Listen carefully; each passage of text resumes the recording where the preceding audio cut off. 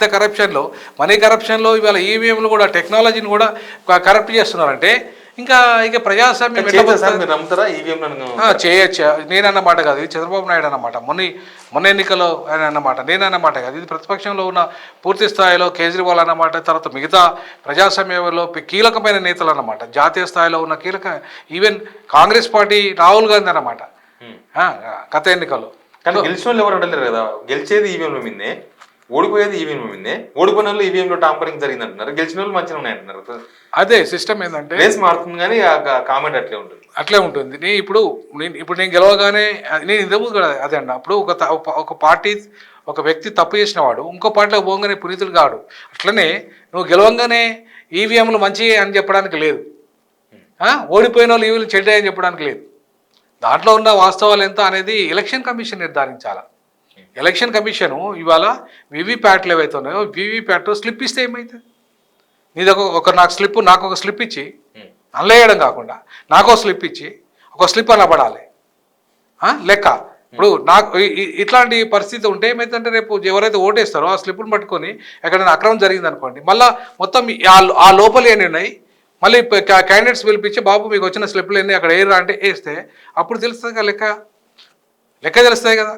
So కాబట్టి అంటే ప్రజలకి ఇవాళ స్లిప్లు ఇవ్వకుండా కేవలం 500 మంది చూస్తే మామూలుగా చూస్తే లెక్క చూస్తే చాలనేది, తర్వాత ఏదో ఇదే వ్యాపారం లాగా కూరగాయల వ్యాపారం లాగా చేస్తుంది ఎన్నికల వ్యవస్థను ఎవరు ఎన్నికల కమిషన్.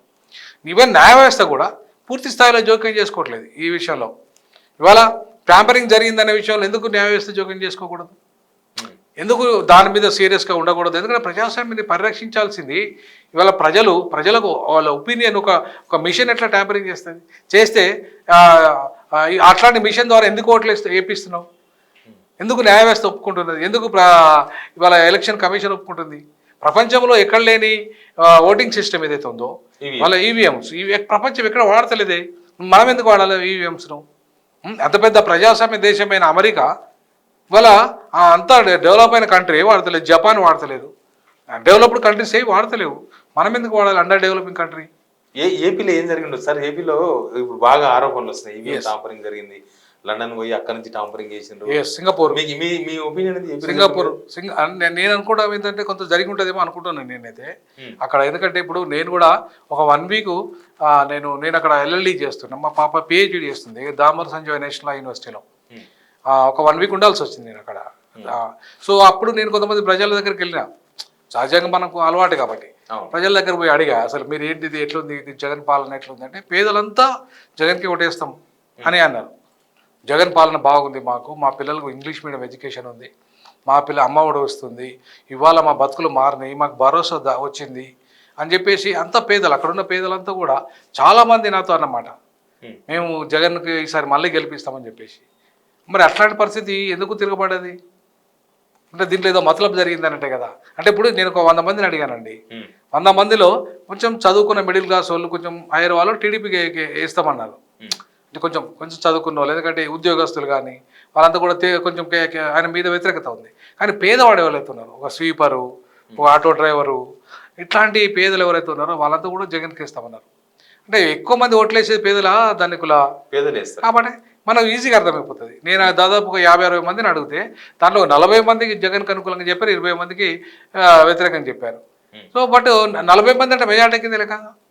మరి అట్లాంటి పరిస్థితులలో జగన్ అంత దారుణంగా 11 సీట్లకు ఎట్లా పడిపోతాడండి? ఎట్లా పడిపోతాడు? ఇప్పుడు పోతే నిజంగానే మార్జిన్లో మన కేసీఆర్ వచ్చిందంటే 39 సీట్లకు వచ్చి మూడోసారి ఓకే, అట్లా దాంట్లో జెన్యూనిటీ ఉంది అనుకుందాం, దాంట్లో జెన్యూనిటీ ఉంది.